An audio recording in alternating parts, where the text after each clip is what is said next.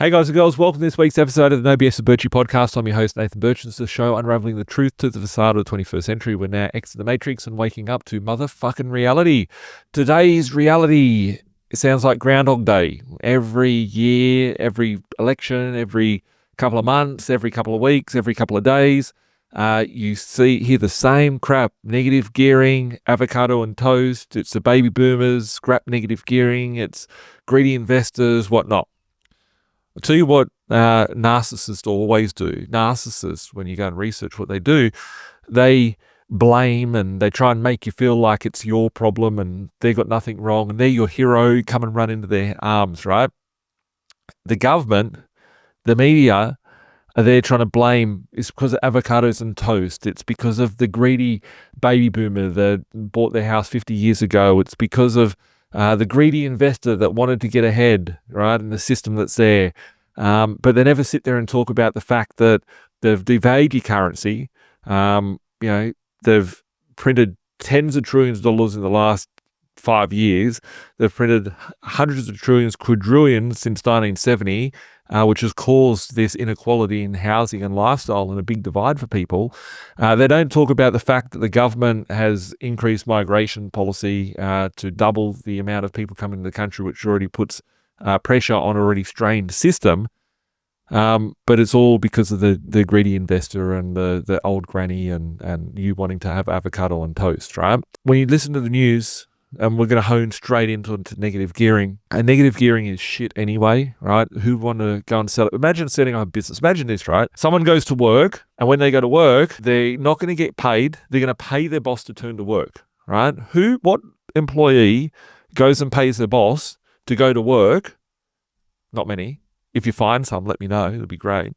But then you pay to go to work in the chance of potentially one day getting some shares or profit in the business when it sells into the future. You just don't go do that, right? Why would you go and set up a business that loses money each week in order to save a few bucks on tax, right? It'd be a stupid business idea. So I've always thought buying a property to lose money each week, try and save a little bit of money on tax time, is you're giving away $1 to get 30 cents back, 20 cents back, whatever. I'd rather keep the dollar. So why would you want to go and buy a negative geared property in the first place? That's my first thing about it, right? Because I think it's all bullshit anyway. I'm not a big fan of negative gearing. But I think what's a bigger pile of shit is that the government, the media, and them having these discussions around scrapping negative gearing and somehow it makes all these greedy investors more richer, when really it's just a substitution for a loss-making interest that the government would have to then subsidize if the private sector wasn't doing that. So I find it very interesting.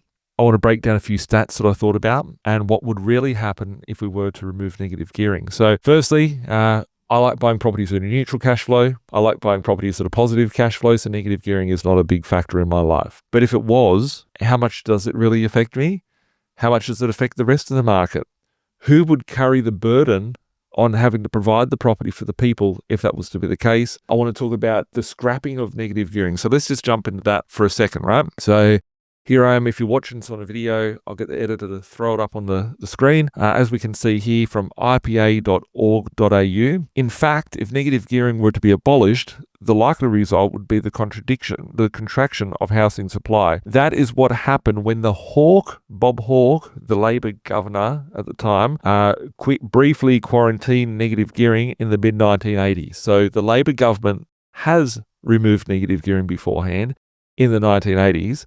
And within 2 years, the rents had spiked in Sydney and Perth, and the policy was quietly reversed, right? So, we're scrapping it, and then they quietly reversed negative gearing and put it back on the table, which was the Labor government back in the day. I'm politically atheist, by the way. So if they were to scrap it, and there was actually something that Bob Hawke introduced in about 2006 or 2007 before he was kicked out. They literally didn't re-vote him back in because of this. In New South Wales, you have stamp duty in all states when you're buying a property. In the early 2000s, the Premier at the time had actually put in an exit tax. So you have to pay a stamp duty when you sell the property. So you've got to pay land tax when holding the property, stamp duty when buying the property, stamp duty when selling the property. It created an exit tax, and they had to quickly reverse that as well because people just pulled out of investing and caused an issue and caused a rental boom and caused a problem back then. So that's one thing to look at, is that they had removed it. And that's why depreciation is different between 1985 and 1987, which doesn't matter anymore because they're working on 40 years of depreciation and not 25 years like they used to. You go and read these articles, and I'll get the editor to throw this up. This is a news.com article. The news.com article is Australia's rental crisis pushes mum Rebecca to move 42 times in 37 years, right? So somehow they're making it sound like it's negative gearing, poor mum, whatever. I'm not getting involved in any of that. It says here in the middle of the article, advocacy group Everybody's Home says Rebecca's story demonstrates negative gearing tax concessions have distorted the housing market. Negative gearing allows property investors to offset losses in property against their taxable income. The measure is designed to incentivize housing supply, but Everybody's Home spokeswoman, whatever the name is, May Azy, said that the incentive should not go towards short stays like Airbnbs. Everyday people are footing the bill for property investors who write off losses from holiday homes while families are being priced out of their communities because they can't find affordable rentals. So that's a supply and demand issue. If there was too many properties that were there, the prices would fall, the rents would fall, and we've seen that demonstrated in many markets over the years when there's been supply and demand issues and markets crash. But it makes me think, this advocacy group Everybody's Home, right? Then you go and Google what Everybody's Home, right? And then you go and look at who is funding it, right? Who's the ones that are funding and what's the story behind it? What is the agenda? Reform housing taxes, gradually reduce tax breaks like capital gains tax, discount, phase out negative gearing on investment properties entirely, use billions of dollars savings to fund more social housing. So they want to make more housing commission, they want to make it communist style, they want to make it, all that. It doesn't bother me because I'm buying things at neutral to positive cash flow. What would happen if they did scrap negative gearing? Let's say that they did, right? And my prediction based on all the data that's out there would show that there'd be less investors in the market, right? You're not fixing the problem of stopping people from coming in. You're not fixing the problem by providing a lot more stock into the market. So we still have the same problems that are there today. There'd be investors moving out of the market. Yeah, sure, some people could go and buy those properties, probably more investors, whatever. But then you'd see the investors that do hold the stock would have a more monopoly over it. And then that would push, the ones that are missing out on negative gear would push up their rents, which would cause a rental price explosion.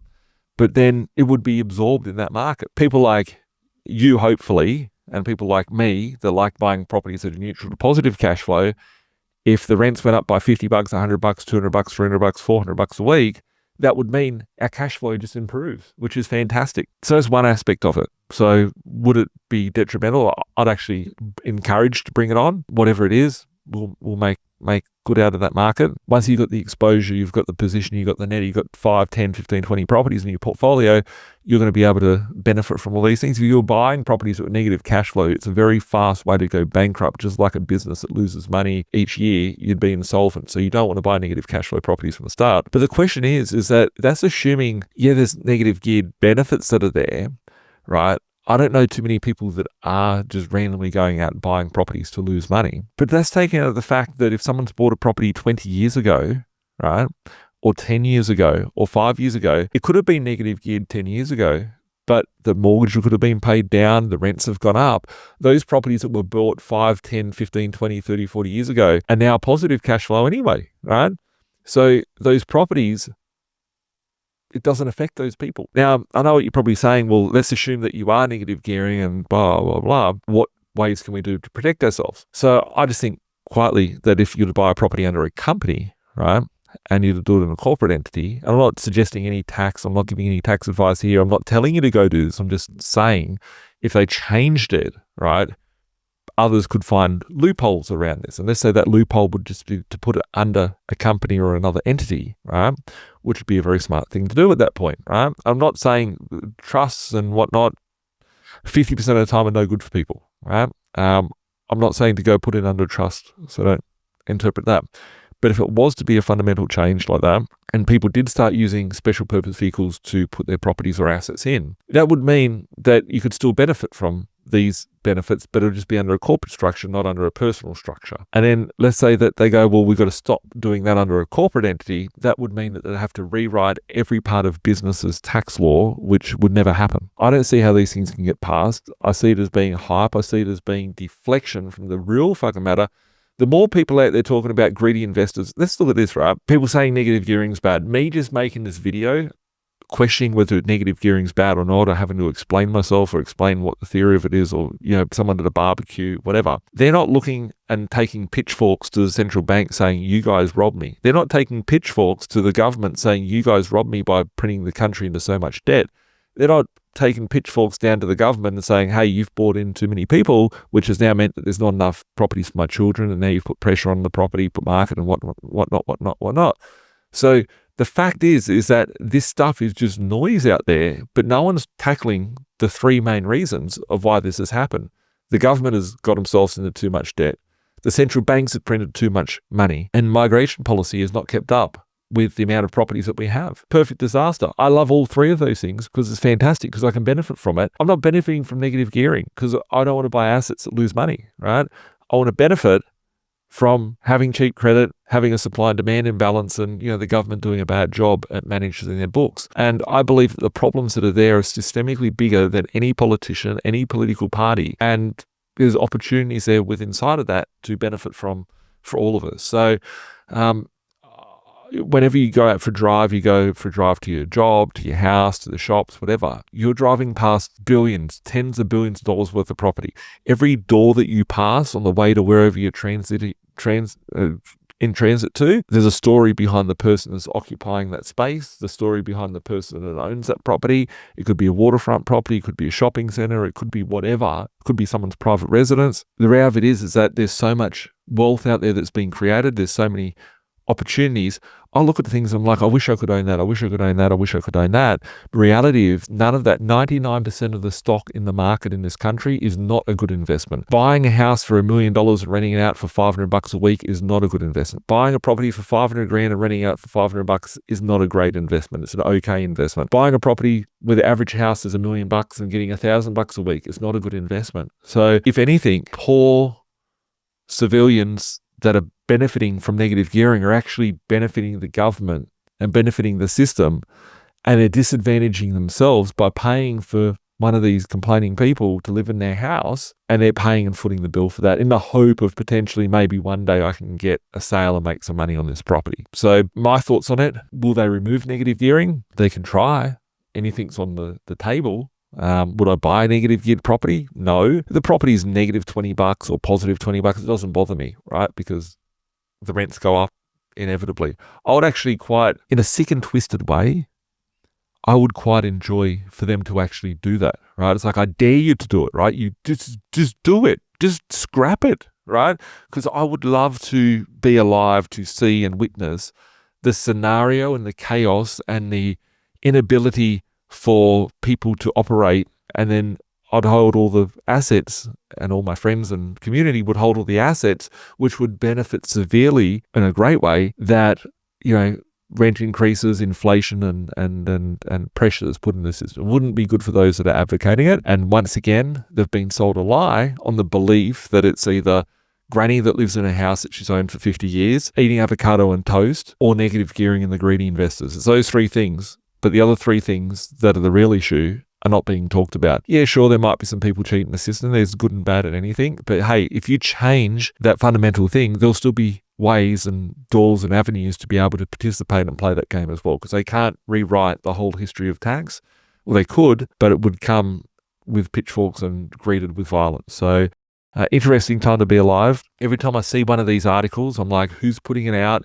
What is the advocate group behind it? What is the agenda for these groups? Who's planted the controlled opposition inside of these groups to put these here as a deterrent from the real problems that are in the world? And it's just an interesting time to see. And once you remove yourself, I hear people that didn't buy property in 2015 because they were scared of negative gearing getting scrapped because there was an election, and I don't know, whoever it was, whatever the Prime Minister at the time, Tony Abbott, Turnbull, Scammo, whatever they had, and whatever the Labor Party were coming in to say, and they were talking about all these things, throwing around jargon. Just remember that the Labor government has been in for 2 terms now, right? They said throughout the last 10 elections that I've been alive that all they want to do is scrap negative gearing. Well, today's your day. You've got a full government, go do it. But why haven't they done it? They don't even talk about it. It's like a fucking church mouse. It's all quiet now. Doesn't say anything, right? Just walks off. Why? Why haven't they done that? You've got full power to. because they can't. It's fundamentally flawed. So we can keep debating these things that may or may not happen, or you just go out and live your life. Imagine you were sitting there so impressed by the news and not making decisions because of some gossip that was happening on the news. You didn't buy a property in 2015, and now you could have doubled, tripled your wealth. You could have retired by now because you were worried about something the government may or may not do that did never eventuate. There's the real question inside of that. So this is my view. Who's going to pay the price on it? I believe ultimately it'll be supply-demand issues. I believe it will be ability to control those assets issues, and the losers will be the tenants, the winners will be the investors. So bring on scrapping of negative gearing. It'll be great. On that note, guys, if you need help on building a tax strategy, building a property investing strategy, got questions about what you should do next, reach out to the team, 1300 367 925, admin at B.Invested.com.au. Thanks a lot for watching. Make sure to share, subscribe, drop a thumbs up. Every Thursday, Google Play, Apple Play, Spotify, and YouTube. Bye for now. Man, we're stuck in the matrix. This my advice, don't care if you take it. The dollar back to die, soon to be hyperinflated.